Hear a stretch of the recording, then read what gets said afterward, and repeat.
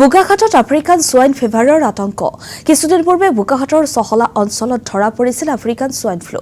এই পৰিপ্ৰেক্ষিতত বোকাখাটত পশুপালন আৰু পশু চিকিৎসা বিভাগৰ উদ্যোগত সজাগতাৰ সৃষ্টি বিভিন্ন বজাৰৰ লগতে হাবজুৰি সাপ্তাহিক বজাৰত সতৰ্কতাৰ ওপৰত মত বিনিময় গাহৰি বিক্ৰেতাসকলে সংক্ৰমণ ৰোধৰ ক্ষেত্ৰত ল'বলগীয়া সতৰ্কতাৰ ওপৰতো মত বিনিময় জনসাধাৰণক সজাগ হোৱাৰ আহ্বান পশুপালক আৰু পশু চিকিৎসা বিভাগৰ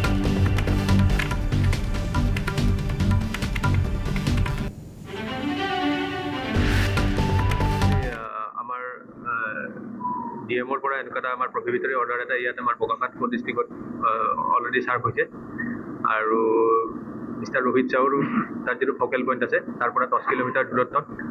গাহৰিৰ কাটা আৰু বেচাৰ কাৰণে নিষেধাজ্ঞা আছে আৰু কিছু ক্ষেত্ৰত অলপ অসুবিধা হৈছে যে ধৰক বিহৰা বজাৰটো আমাৰ বেণ্ড হৈছে আৰু চাবজুৰি বজাৰটো আমাৰ অপেন হৈছে এইটো তাৰ এৰিয়েল ডিষ্টেঞ্চৰ ওপৰত নিৰ্ভৰ কৰি এইখিনি হৈছে কিন্তু আমাৰ ডিপাৰ্টমেণ্টৰ পৰা আমি এইখিনি কথাই কওঁ যে যিহেতু এইটো নিষেধাজ্ঞাটো আমাৰ যদি কৃষক ৰাইজৰ ক্ষেত্ৰত কিছুমান অলপ অসুবিধা হৈছে তথাপিতো বেমাৰৰ স্প্ৰেডটো নোহোৱাৰ কাৰণে আৰু চাইণ্টিফিকভাৱে যাতে আৰু আমাৰ এই বোকাখাট ডিষ্ট্ৰিক্টৰ ক্ষেত্ৰত যাতে আমাৰ দ্বিতীয়বাৰ যাতে আমাৰ ASF নহওক সেইটোৰ প্ৰতি লক্ষ্য ৰাখিয়ে আমাৰ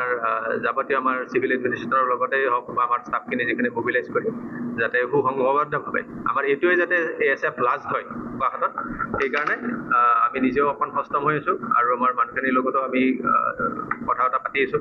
আমাৰ ফিল্ড ষ্টাফো মোবিলাইজ কৰা আছে আৰু আশা কৰিছোঁ যাতে এইটোৱে আমাৰ শেষ ইনচিডেণ্ট হওক আৰু যিখিনি গাহৰি মানে কটাৰ কাৰণে যিটো